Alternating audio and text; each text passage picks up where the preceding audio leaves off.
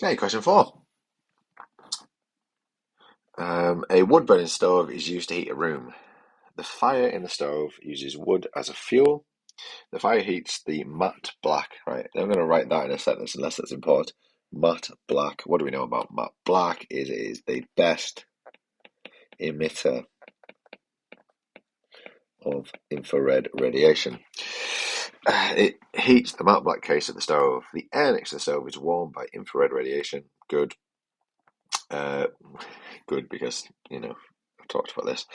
How does the designer stove help to improve the rate of energy transfer? 2 marks, so we need 2 points. Well, I suppose we can say point 1 is black is the best emitter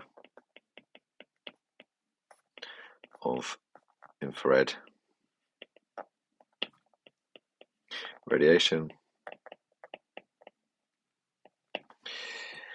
And you could have a second point is that matte textures are the best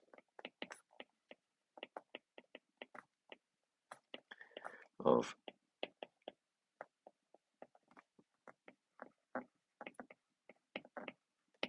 we'll add another point just to make sure because we were just talking about matte black, haven't we? So we could also say, well, if we just look at the design, and so as well as being matte black, it's big, isn't it? It's like a big square, and then you've got this large cylinder coming out the top. So with anything sciencey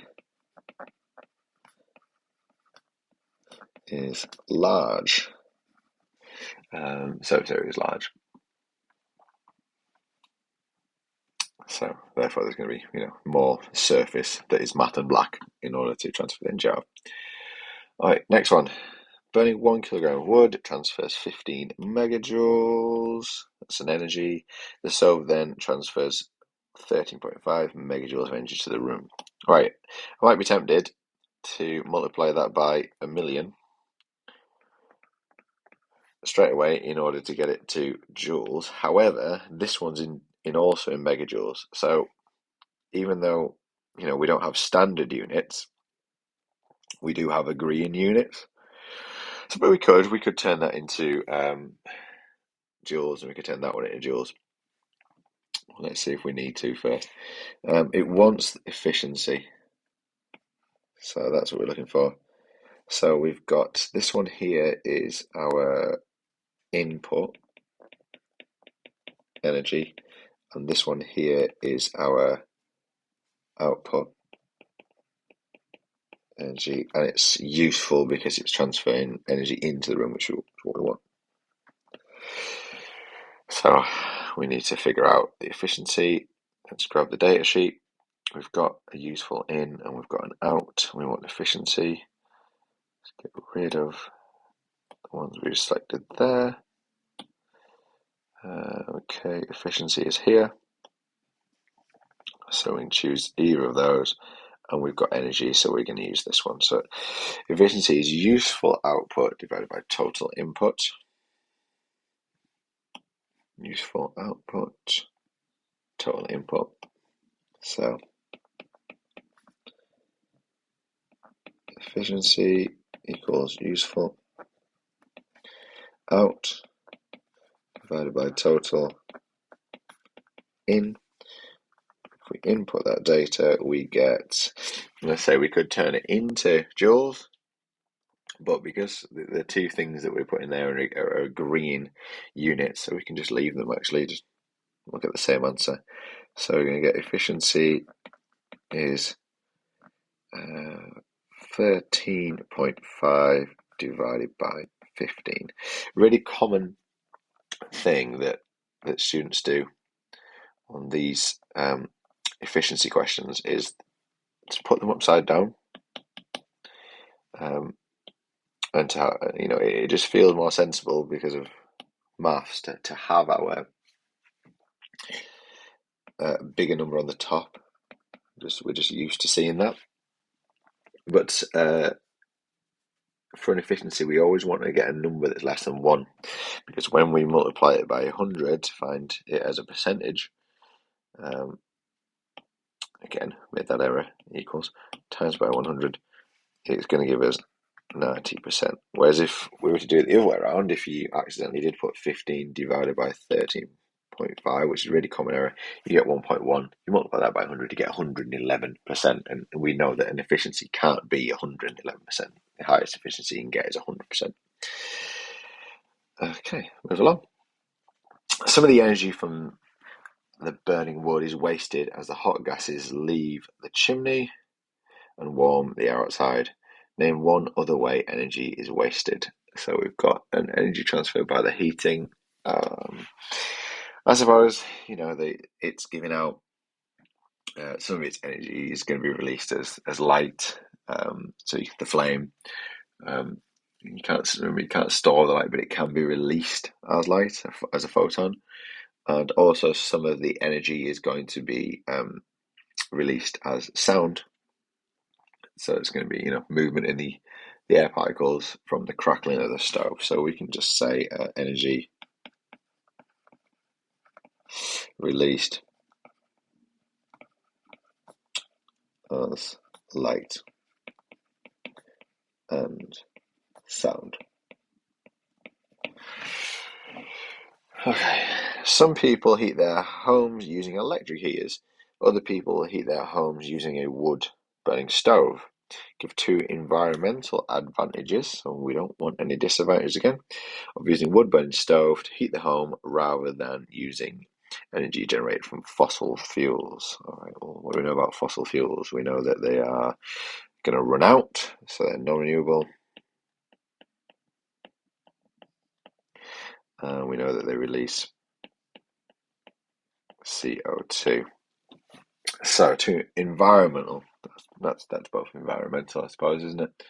So we can say that the wood is renewable,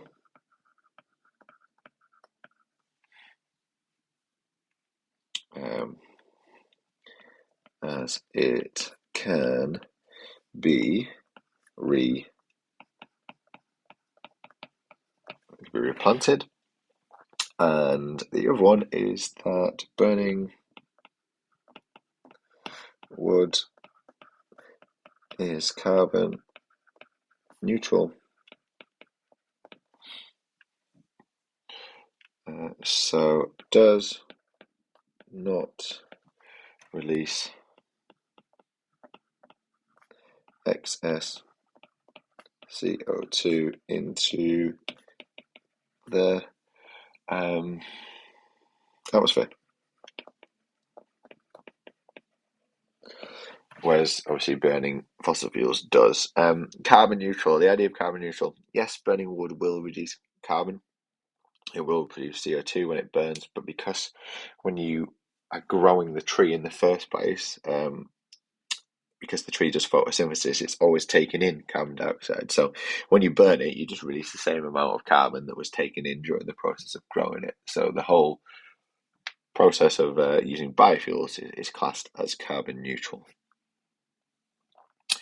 The metal case of the stove gets hot when the fire is lit. Here's some information about the stove. Oh, that's very nicely laid out, so I don't need to do the whole highlighting there. It's giving us everything.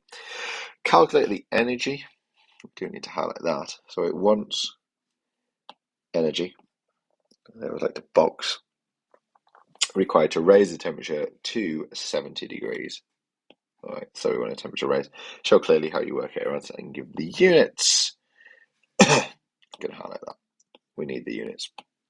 I can do that straight away because it's an energy. So the units are going to be joules, capital J. That's going to give me a mark. That's nice.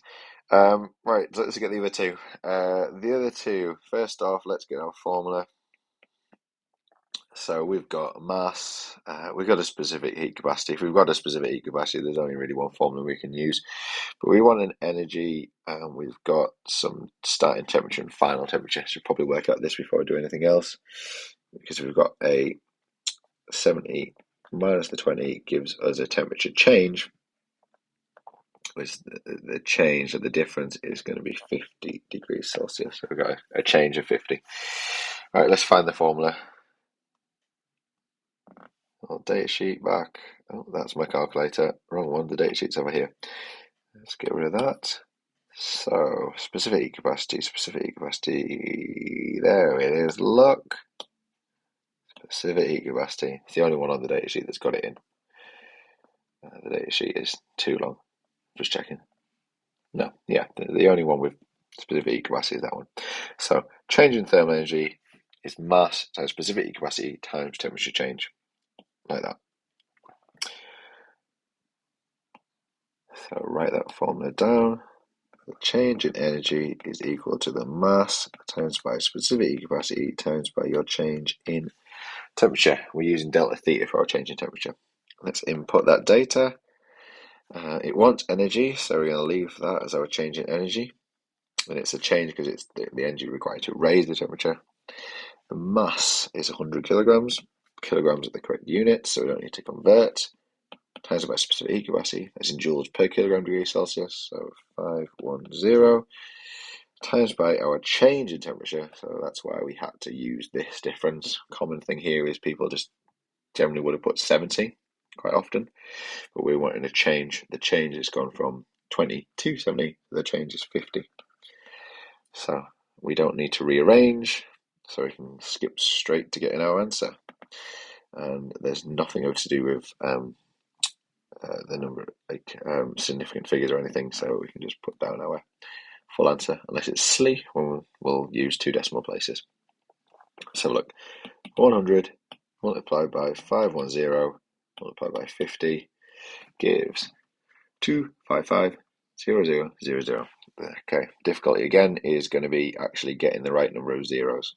So 2, 5, 5, and then 4 zeros.